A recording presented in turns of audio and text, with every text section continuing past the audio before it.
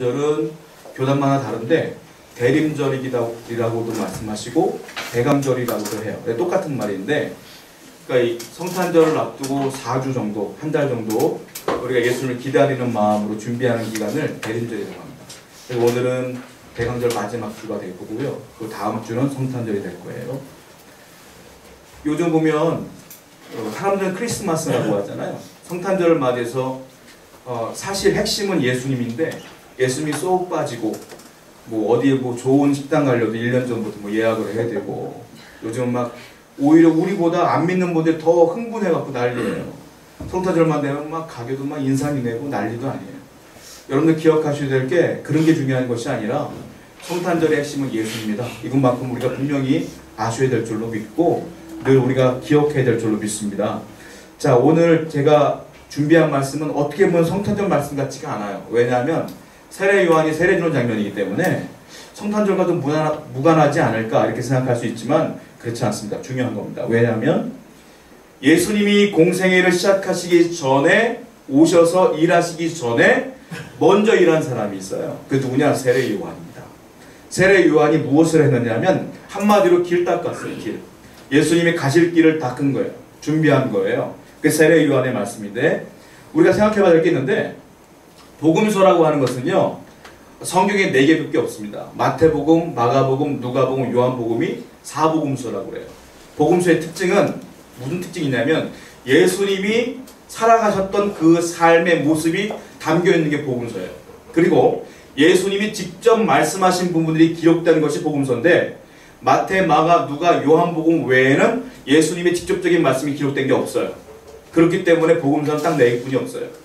그런데 예수님의 탄생 소식은 어디에 있느냐면 이 복음서에 다 표현되어 있으면 좋겠지만 다 표현되어 있지는 않고, 오늘 읽은 마가복음에는 없습니다. 성탄절에 대한 이야기가 하나도 없어요. 다른 성경에는 있습니다. 예를 들자면 마태복음 같은 경우는 이런 게 있어요. 예수님의 족보가 먼저 나와요, 1장에. 그리고 그 뒤에 나온 게 뭐냐면 예수님의 아버지, 육신의 아버지 요셉에게 천사가 나타나서 그 아내 마리아를 데리고 오는 걸 부담스러워하지 말아라, 성령으로 잉태한 것이다 라고 요셉에게 말하는 장면이 나와요. 그리고 그 다음에 뭐가 나오냐면 동방박사들이 경배하는 장면이 나와요. 그래서 성탄절에 대한 얘기가 나오죠, 마태복음엔. 자, 그 다음에 누가복음에도 나와요. 누가복음 1장을 보면 이번에는 천사가 요셉이 아니라 마리아에게 수태고지를 합니다. 너가 성령으로 잉태하노라, 그 이름을 예수라 하라, 이 얘기가 나오고, 그 뒤에 뭐가 나오냐면 예수님이 말구유에 태어난 장면이 나와요. 그 다음에 2장에 넘어가면 목자들이 예수님께 나와서 경배하는 장면이 나와요. 누가복음에 보면. 요한복음은 나오느냐? 요한복음 나오는데 특별하게 나와요. 어떻게 나오냐면 사건으로 나오지 않고요, 신학적으로 나와요. 요한복음. 어떻게 신학적으로 나오는 거 볼까요? 성경 하나 보겠습니다. 요한복음 1장 14절 말씀 보시죠. 한번 읽어보겠습니다. 시작. 말씀이 육신이 되어 우리 가운데 거하시네. 우리가 그의 영광을 보니 아버지의 독생자의 영광이요 은혜와 진리가 충만하다. 말씀이 육신이 되어 우리 가운데 거하심에, 이게 신학용어로 나오는 거예요. 뭐냐면 예수님을 어떻게 표현하냐면 말씀으로 표현을 해요. 그 말씀이 육신이 되어서 우리와 함께 거하는 거예요. 이걸 뭐라고 말하냐? 신학용어로 성육신이라고 그러는 거예요. 이걸 요한복음에 이렇게 나와요. 그런데 마가복음은 하나도 안 나와요. 오늘 본문에 보면 마가복음 하나도 안 나오고, 읽어봐서 알겠지만 1장 1절부터 무슨 얘기가 나오냐면 세례 요한 이야기가 나와요. 바로. 그러니까 무슨 말이냐? 예수님이 공생애 30세에 시작했거든요. 그러니까 30세 이전의 사건은 하나도 기록되어 있잖아요, 마가복음. 그런데 왜 굳이 대강절 기간에 이 말씀을 선택을 했느냐? 이게 중요하기 때문에 그래요. 대림절 기간에는, 대강절 기간에는 이 세례 요한을 묵상하는 게 중요합니다. 왜? 예수님이 공생이 시작하기 전에 마지막으로 그 직전에 일한 사람이 세례 요한이기 때문에 우리는 성탄을 준비하는 마음으로 세례 요한의 사역을 볼 필요가 있어요. 과연 세례 요한은 어떤 마음으로 예수님의 길을 예비했는가, 그 부분을 보아야 될 거고, 우리는 성탄을 준비하는 마음으로 세례 요한의 마음을 동일하게 품어야 될 줄로 믿습니다. 그 얘기를 좀 하고 싶어서 얘기하는 거예요. 왜 세례 요한을 얘기할 때 세례 요한이라고 말하냐면 원래 이름은 요한이에요, 그냥. 근데 요한이라는 이름이 얼마나 흔하냐면 이스라엘 길 가다가 요하나 그러면 한 10명이 쳐다봐요. 그 정도 흔한 이름이야. 예수님의 제자 가운데 요한이 있어요. 세례 요한하고 헷갈리니까 그냥 세례를 주었던 요한, 세례 요한이라고 표현하는 거예요. 그만큼 흔한 이름이라는 거예요. 세례 요한을 얘기하자면 부모님이 계시는데 아버지가 사가랴, 엄마는 엘리사벳인데 이분들이 제사장이에요. 사가랴가. 지금으로 하면 목사님이죠. 그 집안에 태어났는데 이 사가랴와 엘리사벳이 아기를 못 낳았어요. 기도 중에 늦지막히 난 아들이 이 세례 요한이라는 말이에요. 세례 요한이요, 우리 어린 시절 때 철이 안 들잖아요. 그럼 부모님 밑에서 그냥 있다가 장가가고 그러는 거 아니겠어요? 세례 요한은 철이 일찍 들었어요. 그러니까 태어날 때부터 성령이 충만했던 사람이 세례 요한이에요. 태어날 때부터 성령이 충만했기 때문에 어린 시절에 집을 나갑니다. 집을 나가서 혼자 살아요. 혼자 어디서 사느냐? 광야에서 살아요. 그 부분을 딱 한마디로 요약합니다. 성경을 볼게요. 누가복음 1장 80절. 누가복음 1장 80절 한번 읽어볼게요. 시작. 아이가 자라며 심령이 강하여지며 이스라엘에게 나타나는 날까지 빈들에 있습니다. 아이가요 자라는데 심령이 강하대요. 여기 뭐라고 표현했어요? 아이라고 표현했어요. 그러니까 세례 요한이 집을 나갔을 때 이미 아이야, 아이. 어린이 때 나간 게 아니에요. 아이 때 심령이 강해지며 성령이 충만하여 집에 나가서 이스라엘에게 나타나는 날까지, 대중 앞에 드러날 때까지 어디 있었어요? 빈들에 있었어요. 그래서 혼자 기도하며 묵상하면서 살았던 사람이 세례 요한. 대단한 사람이에요. 이분이 세례 요한이다. 그렇다면 세례 요한이 예수님 직전에 사역을 하는데 어떤 사역을 했을까요? 한마디로 말씀드리자면 주님의 사역을 준비한 사람이 세례 요한이다. 준비했다. 준비하는 거예요. 예를 들자면 이런 거예요. 여러분 옛날에 우리 왕이 행차를 하면 왕이 길을 가잖아요. 그때 맨 앞에서 준비하는 사람이 있어요. 뭐라고 말합니까? 상감마만합시오 길을 비켜라 하면 사람들이 쫙 갈라지면서 절을 하잖아요. 자, 세례 요한이 한 일이 뭐냐? 상감마마가 납시기 전에 길을 비키게 하는 사람, 그게 세례 요한의 역할입니다. 그럼 그 뒤에 오시는 분이 누구냐? 예수님입니다. 그럼 그 준비가 무엇일까? 그 부분을 얘기할 필요가 있어요. 자, 마가복음에 보면 예수님이 탄생하시는데 그 이름에 대한 언급이 나와요. 예수님에 대한 이름. 성경을 보겠습니다. 자, 마가복음 1장 1절입니다. 이렇게 시작해요. 마가복음. 시작. 하나님의 아들 예수 그리스도의 복음의 시작이라. 간단합니다. 자, 하나님의 아들. 자, 그렇다면 마가복음에 왜 성탄에 대한 기재가 하나도 안 돼 있을까요? 마가복음의 특징 때문에 그래요. 왜냐하면 사복음서 중에 마가복음이 제일 짧아요. 왜 짧으냐면 마가가 바라봤을 때 예수님의 사역 가운데 가장 핵심적인 부분은 탄생 부분이 아내가 본 거예요. 어디가 중요하다고 생각하냐면 예수님이 복음을 증거하는 것, 즉 복음의 시작이라 복음에 대한 얘기를 시작하잖아요. 즉 복음이 중요한 것이다. 마가가 볼 때는 이 복음을 듣고 빨리 이 복음을 받아들여요. 그리고 구원받는 거 중요하다. 이렇게 받아들인 거예요. 그래서 이전의 이야기는 쓰지도 않았어요. 마가는. 그리고 이 복음에 대한 이야기를 팍 쓴 거예요. 그리고 이걸 아주 뭐라고 할까요? 역동적으로 막 풀어나가는데 자세한 건 쓰지도 않아. 핵심적인 것만 막 써요. 빨리빨리. 그러니까 마가복음이 굉장히 역동적이에요. 그리고 중요한 것만 탁 나와 있어요. 이게 마가복음의 특징이다. 그러니까 밑에 어린 시절의 얘기는 하나도 안 나와 있어요. 근데 뭐라고 말하냐면 마가가 이렇게 시작해요. 자세한 설명도 없어요. 이렇게 말하고 있어요. 하나님의 아들. 그분은 하나님의 아들인데 그분의 이름은 뭡니까? 예수다. 예수. 그리고 그분은 또 뭐라고 말하냐면 그리스도시다. 그리고 그분이 한 일이 뭐냐면 복음을 전했다. 이게 1절에 딱 들어있는 거예요. 그분은 하나님의 아들이고 이름은 예수이며 그는 그리스도시며 그리고 복음을 증거하실 분이다 그랬어요. 그렇다면 예수란 이름의 뜻이 무엇일까요? 마가는 또 설명을 합니다. 이건 마태복음 볼게요. 마태복음 1장 21절입니다. 읽어보겠습니다. 시작. 아들을 낳으니 이름을 예수라 하라. 이는 그가 자기 백성을 그들의 죄에서 구원할 자신이라 하니라. 예수의 이름이 뜻이 나왔어요. 예수의 이름의 뜻이 뭐냐면 그가 자기 백성을 그들의 죄에서 구원할 자. 다른 말로 말하면 구원자. 이게 예수의 이름의 뜻이에요. 이름의 뜻이다 했잖아요. 이게 예수의 이름의 뜻이다. 그렇다면 뒤에 나오는 그리스도는 무엇이겠어요? 그리스도는 헬라어로 그리스도는 원뜻이 뭐냐면 기름 부음 받은 자 이런 뜻이에요. 기름 부음 받은 거예요. 여러분 그리스도라는 이름과 히브리어로 똑같은 말이 있어요. 그게 무슨 말인지 아세요? 그게 메시아예요. 메시아와 그리스도는 똑같은 말이에요. 그러니까 히브리어로 그리스도를 표현한 것이 메시아고 메시아를 헬라어로 표현한 게 그리스도예요. 그 뜻은 뭐냐면 기름 부음 받은 자. 이게 왜 중요하냐면 이스라엘은 임명될 때 기름 부음 받은 사람은 딱 세 부류입니다. 첫 번째 누구냐? 왕이 왕으로 오를 때 기름 부음 받아요. 두 번째, 제사장이 될 때 기름 부음 받아요. 세 번째, 선지자가 될 때 기름 부음 받아요. 그 외에는 기름 부음 받지 않아요. 그러니까 딱 세 분이에요. 이게 무슨 말이냐? 예수 그리스도 이 말은 무슨 말이냐면 그분은 이 땅에 오셔서 왕이 될 것이고 그분은 제사장이 될 것이고 그분은 선지자가 될 것이라는 뜻이 예수 그리스도예요. 그걸 통합적으로 얘기하면 그분은 우리를 구원할 예수이신데 구원할 분이신데 그분은 왕 같은 분이시고 제사장 같은 분이시며 선지자 같은 분이다. 이게 예수 그리스도예요. 그 뜻이에요. 그 얘기가 쭉 나오는 거라는 말이에요. 그렇다면 예수님은 구원자라는 뜻이잖아요. 자, 세례 요한이 이걸 표현하기 시작하는 거예요. 이거를. 근데 세례 요한이 사역을 하는데 갑자기 세례 요한이 어느 날 갑자기 내가 이 사역을 해야 되겠구나 한 게 아니라 하나님이 이미 구약 때부터 준비를 시켰어요. 자, 성경을 보시죠. 자, 마가복음 1장 2절부터 3절입니다. 한번 읽어보겠습니다. 시작. 선지자 예사야의 글에 보라, 내가 내 사자를 내 앞에 보내주니 그가 내 길을 준비하리라. 광야에 외치는 자의 소리가 있어 이르되 너희는 주의 길을 준비하라. 그의 오실 길을 곧게 하라. 기록된 것과 같이. 여기 보면 보라 내가 이 말씀 내가는 누구를 말하냐면 하나님을 말하는 거예요. 하나님. 그리고 내 사자를 누구를 말하는 거냐면 요한을 말하는 거예요. 그리고 네 앞에 보내오니 네 앞에는 누굽니까?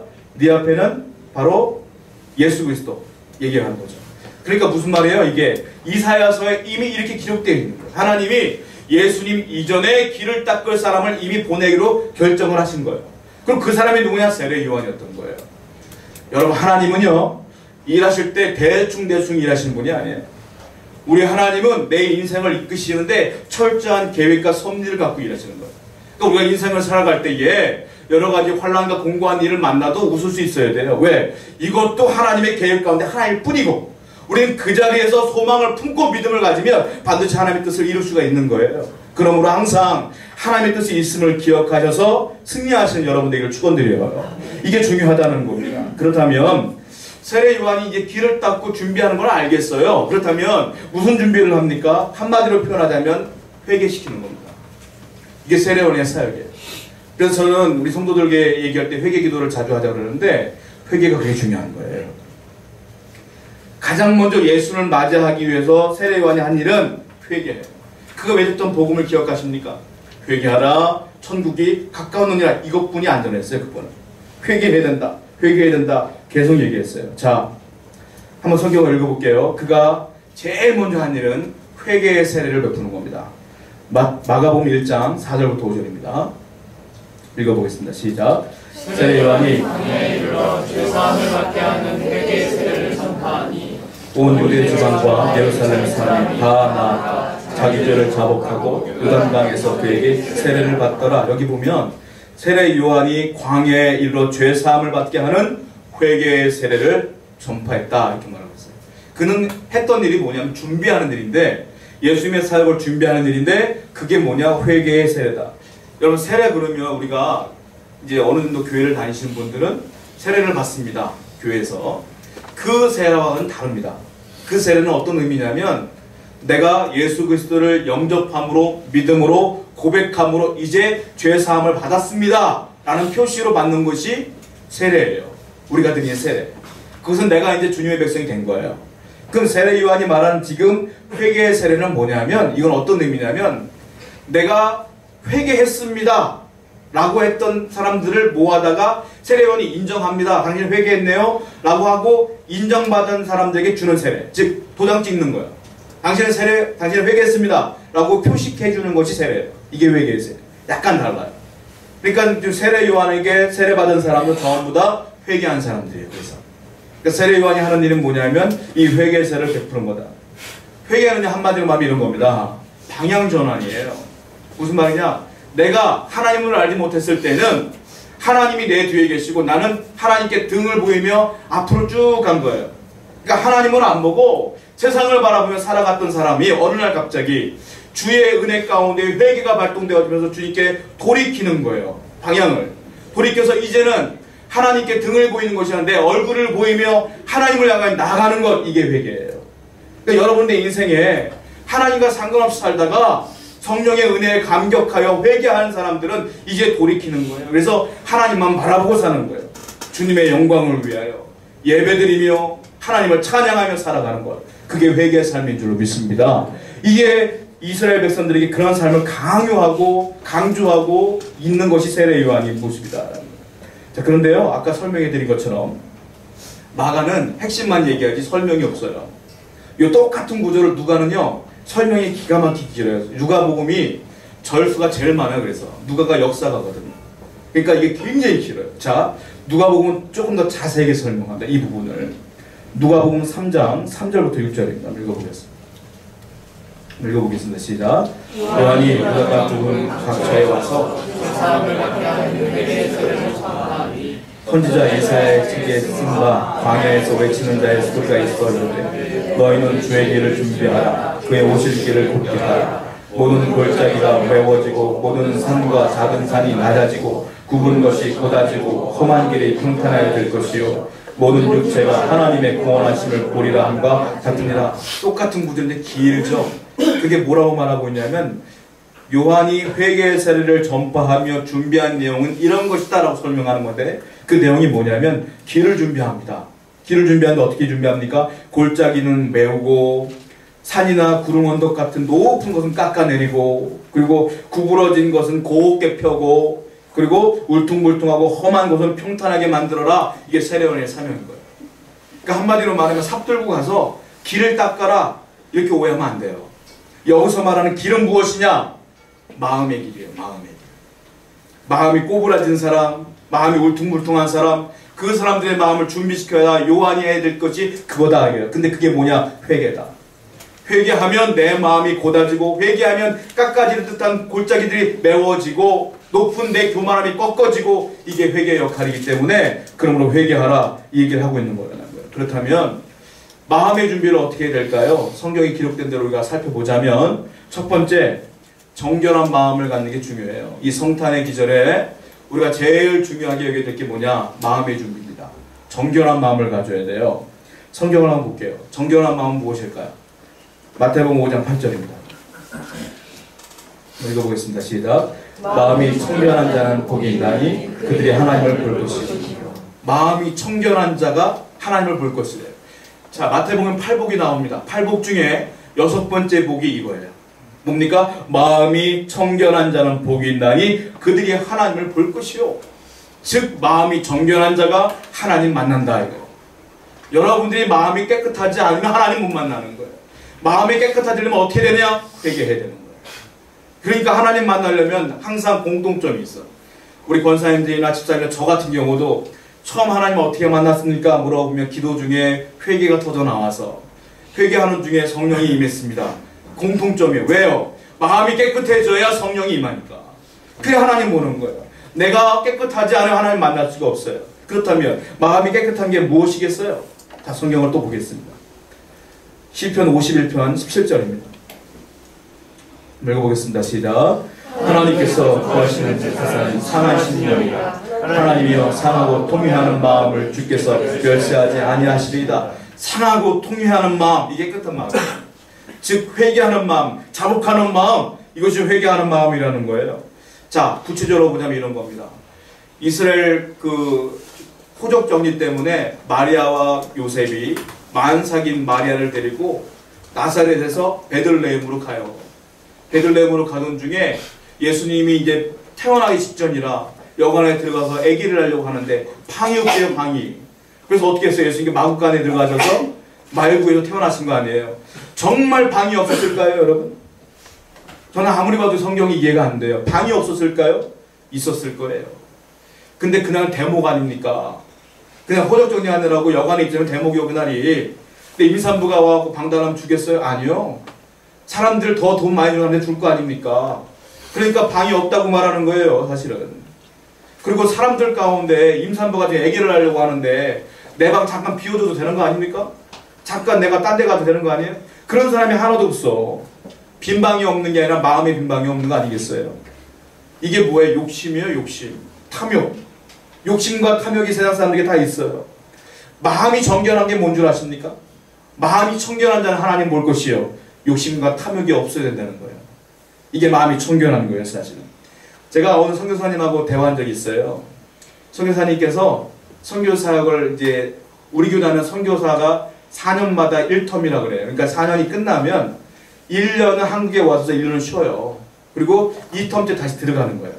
그 1텀, 2텀 하는데 보통 단기 선교사는 1텀하고 선교사를 그만두는 경우도 있어요.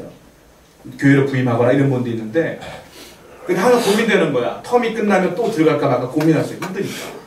근데 어느 날 선교사님과 대화하다가 한 텀이 끝나고 돌아오셨는데 이제 1년 동안 한국에 계시다가 다시 들어가신다는 거예요. 대화를 해봤어요. 그분이 뭐라고 말씀하시냐면 내가 한국에 1년 있으면서 지금 정신이 없습니다. 왜 정신이 없냐면 내가 지금 사놓은 물건들이 너무 많아갖고 그 정리하는데 힘들어요. 농도 정리해야 되고 TV도 정리해야 되고 정신이 없어요. 1년 동안 내가 이렇게 많이 산지 몰라. 지금 정리하다 보니까 정신이 없어요 라고 하면서 마지막에 한 마디 제 마음을 울렸어요. 뭐라고 하냐면 선교지에서는 하나도 필요 없던 것인데 그 말씀 딱 하시더라고요. 그 마음이 울렸어요. 그렇구나. 그분이 하신 말씀이 그거예요. 내가 1년 있으면서 욕심이 많이 생겼나 봐요. 여러분 정결한 마음은 욕심 없는 거예요. 탐욕 없는 거예요.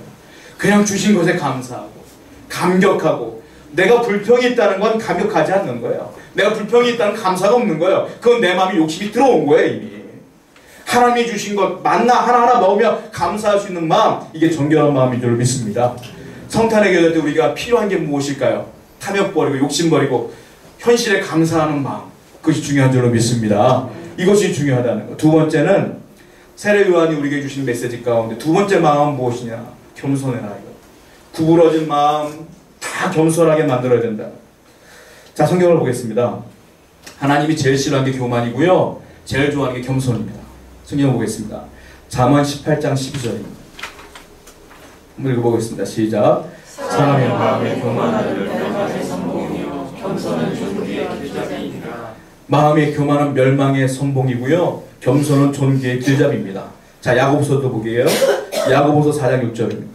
시작. 그러나 더 큰 은혜를 주시나니 그러므로 일렀을 때 하나님이 교만한 자를 물리치시고 겸손한 자에게 은혜를 주신다 하나. 교만한 자는 물리치시고 겸손한 자에게는 은혜를 주십니다. 예루살렘 베들레헴에 가면 예수님이 탄생한 곳이기 때문에 예수 탄생 기념교회가 있어요. 거기에. 근데 거기가 맨 처음에 입구가 굉장히 컸는데 사람들이 말을 타고 다니니까 이게 막 기물들이 파손되고 그래서 입구를 작게 만들었어요. 얼마나 작게 만들었냐면 이 높이가 1.2m나 만들었어요. 1.2m. 그러니까 1m 20이죠. 그러니까 어른들이 그 교회를 들어가려면 반드시 허리를 구부리고 들어가야 돼. 그거 뭐라고 써있는지 아세요? 겸손의 문 이렇게 써있어요. 예수님께 들어가는 자는 겸손해야 된다 이런 의미로 문을 작게 만들어서 누구나 다 허리를 굽힐 수 있도록. 하나님의 은혜는요 물과 같아요. 그래서 높은 데서 낮은 데로 흘러가는 거예요. 왜? 은혜는 어디서 와요? 하늘에서 오는 거 아니에요? 하나님이? 그러므로 낮은 데로 내려오는 거예요. 겸손한 자에게 은혜가 내려오는 거지 교만한 자에게 내려오는 게 아니에요. 1992년도에 우리가 잘 알고 있는 고 한경직 목사님 돌아가셨잖아요. 성인이라고 불릴 정도로 굉장히 대단하신 분이신데 그분이 종교계 노벨상이라고 부르는 템플턴 상을 수상하셨어요. 근데 상 받으러 오는데 이분이 안 가. 왜 안 가냐면 이분이 뭐라고 고백하는지 아세요? 내가 일제치하 때 모든 목사들이 다 신사참배를 할 때 나는 거절하지 못했다. 나도 신사참배했다. 그때 신사참배를 거절한 분이 있어요. 누군 줄 아세요? 주기철 목사님. 그분은 순교했어요. 내가 그분들과 비교했을 때 내가 이 상을 받을 자격이 없다. 안 가졌어요. 사람들이 하도 막 해가지고 가서 받았는데 상금이 어마어마했나 봐요. 그 상금 전부 다 북한 선교를 보내버렸어요. 나는 받을 자격이 없다고. 여러분 저는 한경재 목사님 설교도 많이 들어봤는데 막 열렬하고 그러지 않아요. 그분. 왜 이렇게 위대한 인물이 되었는가? 겸손해서구나. 정말로 겸손하니까 하나님의 은혜가 늘 있었구나.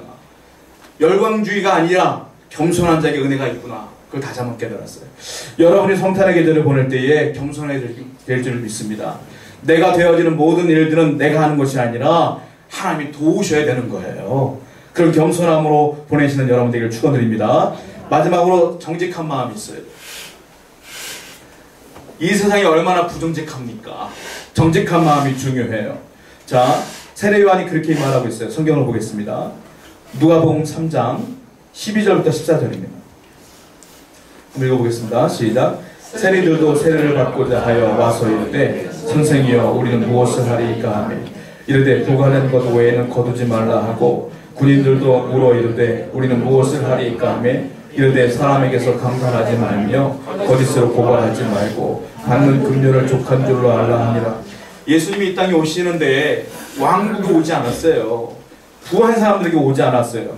근데 세례요한이 복음을 증거하는데 사회적으로 높은 위치에 있는 사람들 몇몇이 회개한 사람이 있어. 근데 그 사람들이 세례요한에게 묻는 거예요. 이렇게 뭐라 보세요. 세리들도 세례를 받고자 하여. 세리들도 왔어요.